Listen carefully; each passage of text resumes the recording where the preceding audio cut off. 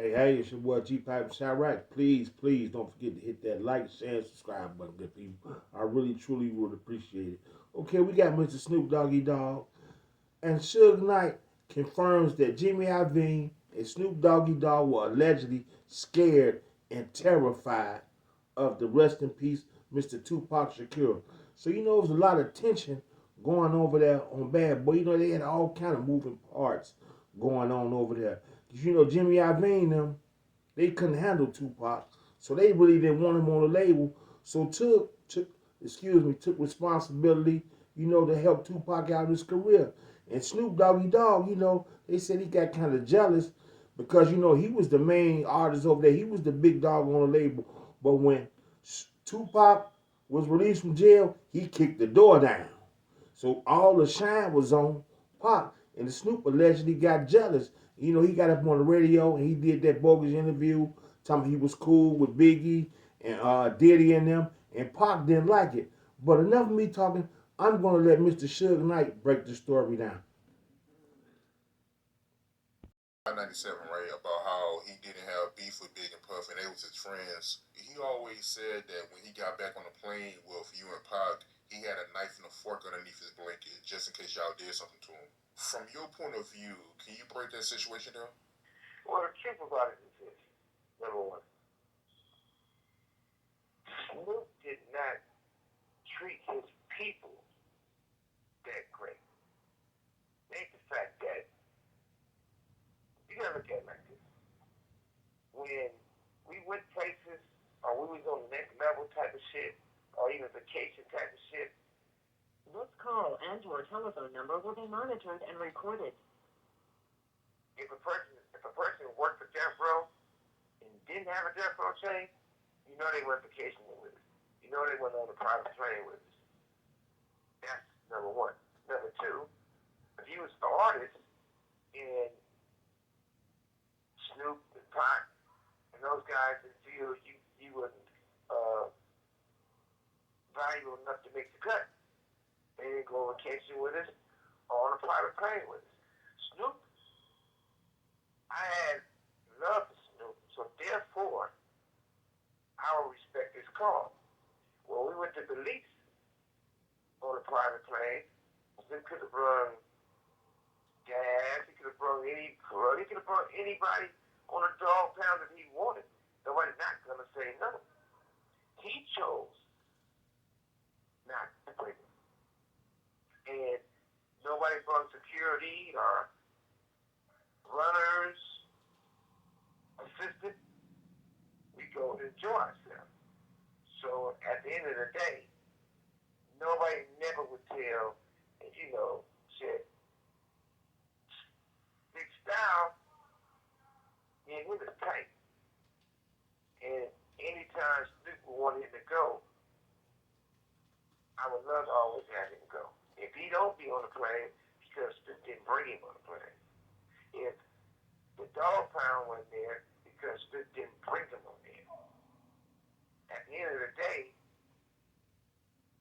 after that interview, everybody knows anybody. No. And I'm not talking about the people who speak on Tupac who never met Tupac in person, who never worked for Death Row, who never been around Death Row. I'm not talking about those people who lie. I'm talking about the real people, the day ones. Everybody knows what Pac did to Snoop and how Pac was getting on Snoop. Snoop cannot say he didn't ride in the van with the luggage. When you leave the hotel and you go into a private plane, you're going to have a van full of everybody's luggage. Everyone else is going to be in a limo. Now, there's no room in that van because it's packed with luggage. Snoop decided to get inside the van with all the luggage cramped all up. I even told him, you're making you look bad and us look bad. Get in this limo, man, we gotta go. His thing was, Pac crazy as a motherfucker. He ain't gonna be in no limo and Pac beating him up. So therefore, that takes the temperature right there. And do you really think he gonna try to swing on Pac remaining. Stab Pac with a knife. With everybody on the planet who fuck with Pac. Man, stupid guy. He only weighed what? Like a scarecrow. He got his back broke, his neck broke. If he was stabbed Tupac. That's not true. And he never been gangbanging no Pac. If he was that comfortable, if it wasn't no slick shit, Snoop would have been at the fight and at the club. That simple. Out of all the things, all the events, you a no-show. You didn't come. I had to make you come to Loserville. I call Loserville Vegas. And you claimed you went to go see Pac. And if you did, well, it took a week. That makes no sense. Lie after lie after lie. So what you got to remember is that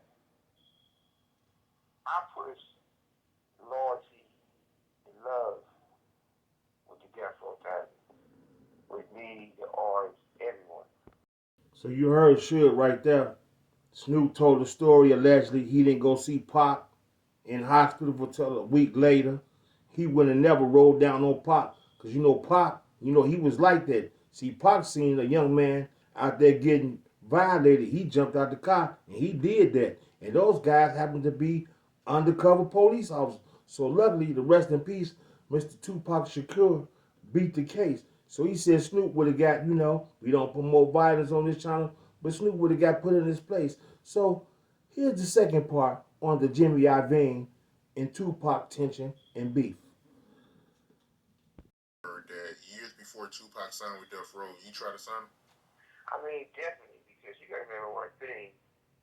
Pac always been type of artist or type of man that had all the potentials in the world.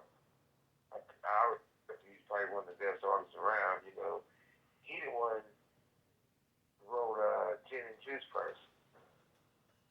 He didn't put it out, but he was saying that first, Gin and Juice. So we all knew that, right? And Interscope didn't want him. Y'all hear this? I mean, literally pretty much hated him. I wouldn't say hating him like this because he was black and just thought he was the type of artist that was too delicate. Pac coming in one day and say, he walking off and say, how's the white devil doing? Shit like that. I remember we was playing football at Jimmie's house one Sunday, and Pac called me. We all sitting there, like, man, let's meet up. What you doing? I'm like, man, we just got to playing football. I'm in Malibu, and then Jimmie he just jumped up like, he wasn't saying it, you can read his lips. Don't tell him where I live at. Don't tell him where I live at. Y'all hear this? Terrified of Pac. So that made me feel like hip hop's about expressing yourself. That made me I really wanted to do business with him because he was special. I think by far Pac was the best artist of all time. So definitely wanted to do that. When I went to go business, it was about Anthony.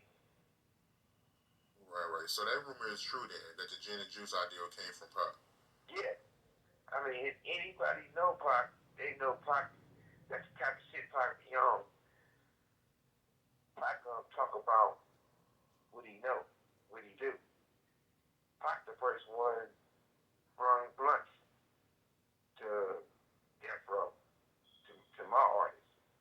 They smoke zigzags. If you notice, Snoop always talked about zigzags and all of them. Pac the first one said, shit, this was the blunts right here. He was splitting the blunts and packing the weed with the blunts, the swishers. So Pac was always ahead of his time, always by far. This call and your telephone number will be monitored. So y'all heard it right there. Sound like to me, Suge Knight had genuine love for Pac. And you heard what he said, Jimmie. He said, no, don't tell him where I live at. Because Pac was very unpredictable. And he wasn't backing down for nobody. So there you have it. That's your boy Gpac from Chirac. Please don't forget to hit that like, share, and subscribe button, good people. And I'm out.